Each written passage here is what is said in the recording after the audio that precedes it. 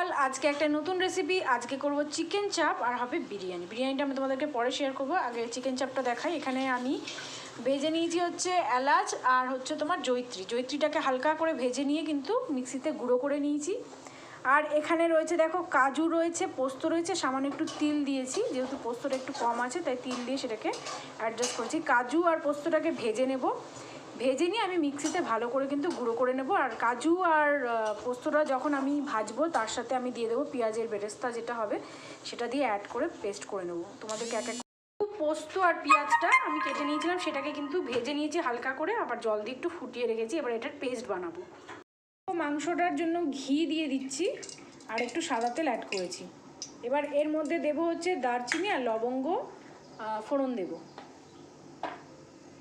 সাদা তেলে করছি। দারচিনি আর লবঙ্গ দিয়ে দিলাম। রেখেছিলাম পেঁয়াজ, পোস্ত আর হচ্ছে কাজু দিয়ে, সেই পেস্টটা কিন্তু অ্যাড করে দিচ্ছি। মশলাটা দিয়ে দিয়েছি, ফোড়ন দিয়ে মশলাটা দিলাম। এবার এটাকে কিন্তু ভালো করে নাড়িয়ে চাড়িয়ে কষিয়ে নেব। চিকেনটা কিন্তু এর সঙ্গে অ্যাড করে দিচ্ছি।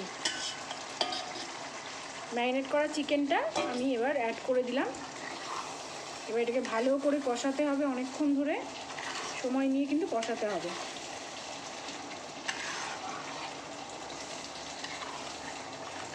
বিরিয়ানির সাথে চিকেন চাপ কিন্তু একটা খুব দারুণ একটা কম্বিনেশন যেটাকে বলা হয়।